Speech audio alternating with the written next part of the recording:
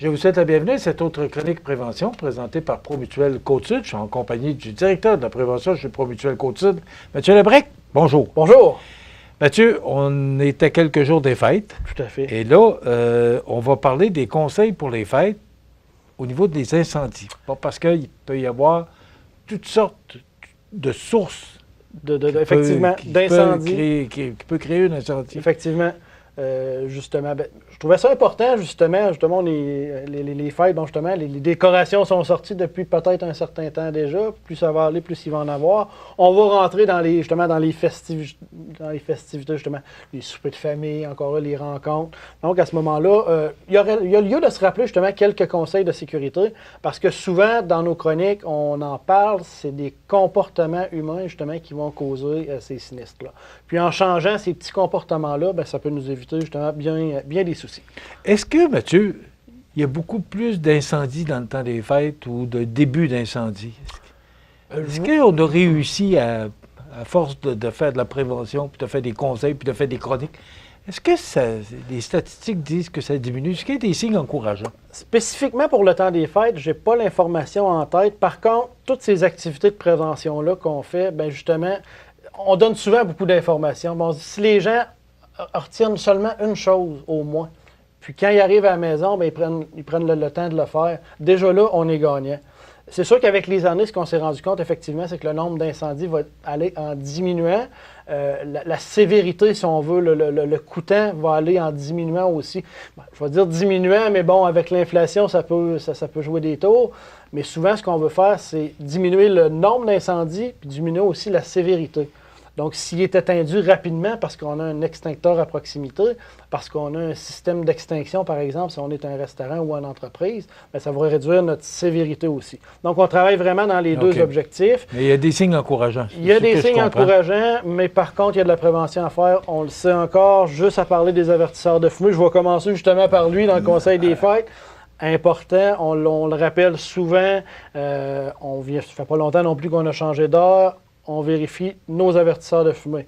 Important d'en avoir au moins un par étage. On s'assure qu'il est fonctionnel et qu'il est présent. Donc, c'est pas difficile. On appuie sur le bouton. On s'assure justement qu'il va émettre son signal sonore. Tous les étages, peut-être là, justement, il va y avoir de la famille qui va dormir à la maison. Peut-être même justement dans des chambres d'amis au sous-sol. Bien, on s'assure justement qu'il y a un avertisseur aussi localisé là. Avertisseur de fumée, avertisseur de monoxyde de carbone aussi. Avertisseur de monoxyde de carbone, on sait dès qu'il y a combustion soit d'un gaz, d'huile, de bois, ça va émettre du monoxyde de carbone. À ce moment-là, la seule manière de le détecter, détecteur de monoxyde de carbone. Donc, point très important, on ne le répétera jamais assez, mais à tous les ans, il y a des événements malheureux justement qui surviennent. Puis qu'après coup, on se rend compte que l'avertisseur de fumée était absent ou non fonctionnel. Et je peux te dire que j'y vais en pratique. Oui? Je ne le faisais pas là, à tous les changements d'heure, mais là, j'ai mis ça en pratique à la maison, au chalet. Et j'ai regardé l'année aussi. Oui. J'ai vu que mes détecteurs étaient de 2016. Donc, ça veut dire qu'à 2026, ils sont... et j'avais jamais pensé, Mathieu, qu'il y avait une fin pour des détecteurs. Tout à fait. Et c'est important, il y a une étiquette là, à l'intérieur lorsqu'on change la batterie, là, sur le dos de l'avertisseur de fumée, effectivement. Il y a une date qui est marquée. Moi, c'est marqué 2016. Alors, ça veut dire que 10 ans, 2026, il faut le changer. On le remplace. Alors, je trouve que c'est tellement une information importante, là. Tout à fait. Donc, avertisseur de fumée, on va avoir la chance d'en discuter, mais... On va en parler encore et encore et encore. Très important. Si on y va plus, bon, dans les festivités, nos arbres de Noël. Donc, encore là, arbres de Noël, artificiels, naturels. Allez jeter un coup d'œil sur Internet, des vidéos d'arbres de Noël naturels, justement, qui a un début d'incendie. On l'avait déjà présenté, je pense, une année dernière, une chronique. C'est assez percutant. C'est percutant, on parle de secondes, justement. L'arbre de Noël est complètement embrasé, puis la pièce va s'embraser aussi. Donc, on fait attention, justement, dans nos choix. Arbre de sapin naturel, on s'assure que le récipient est rempli d'eau. On s'assure de le vérifier à tous les jours. Puis si les aiguilles commencent à tomber, probablement que notre arbre commence à être sec. Donc, à ce moment-là, on porte très attention. Sapin naturel, sapin artificiel, loin des sources de chaleur. Donc, autant l'un que l'autre. Source de chaleur, plainte électrique, convecteur, appareil de chauffage au bois, foyer. Donc, on s'assure que ce soit une distance, justement, qui soit importante, justement, comme tout autre objet combustible. Après les fêtes, justement, on s'assure, justement, de le retirer, justement, surtout pour les sapins naturels, qui, peut-être, après les fêtes, va manquer beaucoup d'aiguilles parce qu'il risque d'être très sec. On s'assure de le retirer rapidement, justement, de la maison. Puis on peut vérifier avec notre municipalité les endroits de collecte d'incendie. Puis ce qu'on va recommander beaucoup, c'est d'avoir justement un sapin qui va être artificiel, justement, qui, ce sapin-là, il va être ignifugé. Donc à ce moment-là, pour réduire les risques encore là. Les lumières sont plus petites aussi, ils chauffent moins. Effectivement. Au niveau des lumières décoratives, maintenant... Regarde, on voit justement cette image. Oui, oui. Alors, on va le voir, là, ça va quand même très... Et voilà, regardez la vitesse. Ouais. Et voilà. On est à 15 secondes. Oui. On est à 15 secondes. Imagine, là, le feu est rendu au plafond. Là. Ouais. Alors, on ne peut plus arrêter quand c'est rendu là. Non, ben c'est ça, c'est d'évacuer. Mais là, on le voit, regardez, là, on est rendu à 30 secondes. Déjà, la fumée commence à descendre. Là, on peut se dire, si on n'a pas d'avertisseur de fumée là, qui nous réveille, là, à ce moment-là, alors, quand on parle de vidéo percutant, là, je pense que c'est à prendre au sérieux. Effectivement. Donc, de là, l'importance, justement, de respecter ces consignes-là. Au niveau des lumières décoratives, encore là, on va choisir des lumières qui sont homologuées. Souvent, ça va être le logo va être CSA ou ULC. Donc, c'est des laboratoires d'inspection, justement.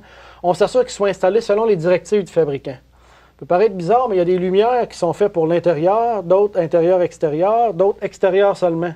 Donc, à ce moment-là, on s'assure d'utiliser le bon type de lumière, justement, soit pour l'intérieur ou l'extérieur. On s'assure aussi de les éteindre, justement, la nuit ou avant de quitter notre résidence aussi.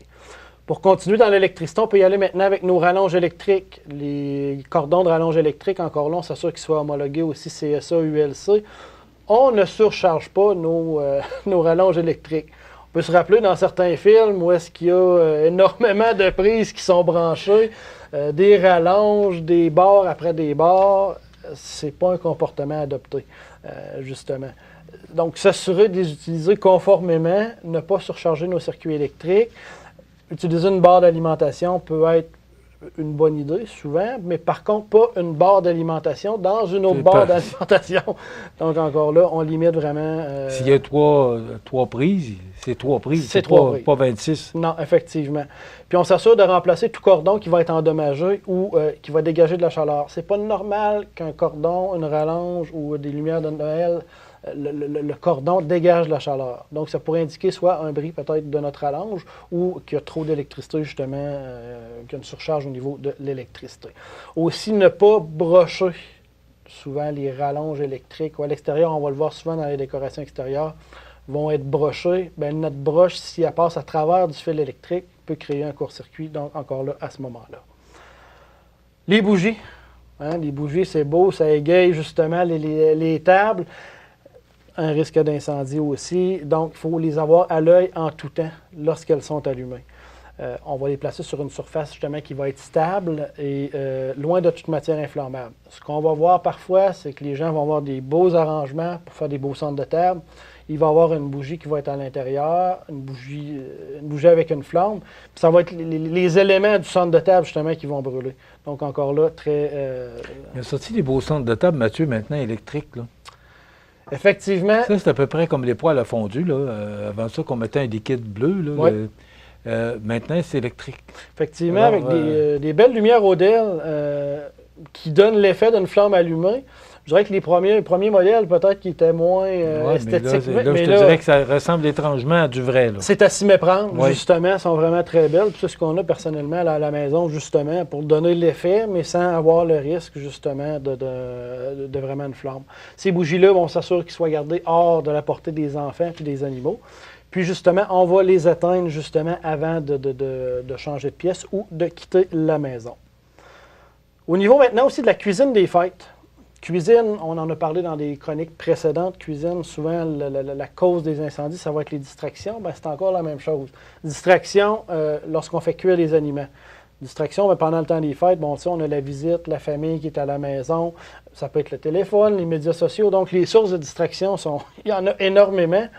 C'est souvent ça. Les gens vont placer quelque chose, ils vont dire « Ah, on part, on va répondre à la porte, on part 10 secondes », mais finalement, ben, on se met à jaser, on perd la notion du temps. Puis finalement, bien, il va y avoir un début d'incendie sur la cuisinière. Donc, on s'assure de surveiller notre cuisinière en tout temps. On ne range pas aussi d'éléments dans le four. Souvent, des fois, les gens peuvent faire « Ah, ben, on va le mettre dans le four, puis on le partira plus tard. » Ou « On va le mettre là pour qu'il sèche. » Finalement, on l'oublie, on va activer notre cuisinière, puis finalement, il y a un début d'incendie parce qu'on ne se rappelait plus qu'on avait placé quelque chose dans la cuisinière. On prend soin aussi d'éteindre encore là les équipements, nos cuisinières, lorsqu'on va quitter notre pièce. Brûleur à fondu, tant qu'à être dans la cuisine, on en a parlé un mot justement des brûleurs à fondu. Anciens brûleurs à fondu, maintenant, ce qu'on va recommander vraiment, ça va être les appareils qui vont être électriques pour éviter justement d'avoir du gaz, justement, qu'on va placer dans nos brûleurs. Ce qui causait ces incendies-là, c'est souvent qu'il y avait du liquide qui était remis dans le petit brûleur, puis il restait des petites flammes dans le brûleur. Fait que souvent, les gens pouvaient verser, puis à ce moment-là, le liquide explosait. Là. Mais même encore, quand la table bouge un petit peu, là, c'est du gaz. C'est du gaz. Moi, j'aimais pas ça. À chaque fois qu'on se faisait de la fondue, j'aimais pas ça parce que j'avais toujours peur. Si le gaz si la flamme est après, ça va s'étendre sur la nappe. Ça va s'étendre. Souvent, c'est ça, il y a plein de choses sur la table. Alors, électrique, maintenant, là, c'est une paix d'esprit. Tranquillité d'esprit. C'est une paix d'esprit qu'on veut. Fait qu'effectivement, si vous avez encore ce type-là justement d'appareil, 2 brûleurs. Donc, s'il y en a un qui nous semble plus avoir de gaz, on le remplace par celui qui est froid, qui est laissé de côté. Donc, jamais remplir quand c'est chaud. Effectivement, ne jamais remplir quand c'est chaud. Au niveau des appareils de chauffage électrique portatif aussi, on branche ces appareils-là. On parle des petites chaufferettes, là, si on veut. Chauffage d'appoint. On s'assure de les brancher directement dans une prise électrique. Donc, ce n'est pas fait pour être branché sur une rallonge ou une multiprise. On utilise des appareils qui sont homologués. On les éteint la nuit aussi ou avant de quitter. Encore là, il faut qu'ils soient situés loin des matières inflammables, comme tous nos autres appareils de chauffage. On peut parler aussi de nos sorties, nos voies d'accès. Toujours important de déneiger justement nos sorties, balcons, terrasses, fenêtres après chaque chute de neige. On n'en a pas eu beaucoup encore. Ça va venir, on ne passera pas à côté. On parle qu'on pourrait avoir un hiver quand même assez, particulièrement le mois de décembre. On disait cette semaine là, que ça pourrait être un mois de tempête. On verra bien. On a de la misère à préciser pour 24 heures, j'ai de la misère à comprendre pour 30 jours. Mais le conseil est là. C'est tellement important. Le conseil est là, donc justement après chaque chute de neige. Pourquoi? Parce qu'on veut justement être en mesure de sortir s'il y a une urgence. Même chose pour les voies d'accès. On ne placera pas notre sapin de Noël devant notre deuxième porte de sortie. Advenant le cas, comme on a vu la vidéo tout à l'heure, s'il y a un début d'incendie, notre sapin vis-à-vis une porte de sortie, on ne peut plus la prendre, cette porte-là. Donc, s'assurer justement que nos portes d'issue, nos portes de sortie soient dégagées en tout temps, de même que l'espace, par exemple le balcon, pour se rendre jusqu'à la rue aussi.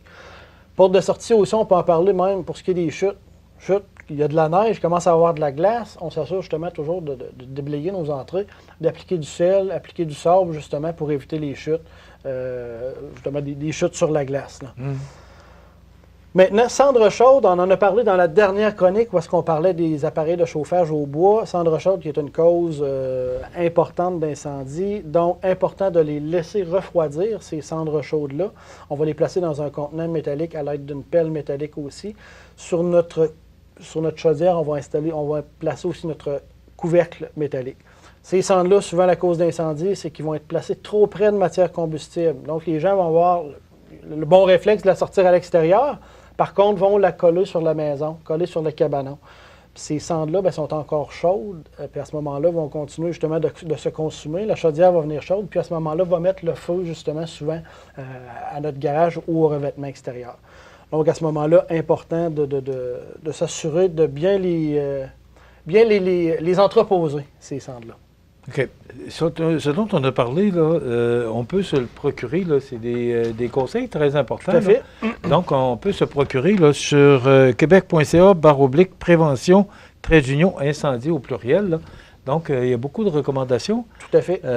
Puis, si vous avez besoin d'informations, peu importe, ce sont des spécialistes. Donc, vous pouvez les appeler au 88-248-7940, Promutuelle Côte-Sud. Et on va répondre à vos questions. Parfait. Merci Mathieu, on se retrouve dans 2 semaines. Merci. On sera tout près de Noël. Effectivement. Merci.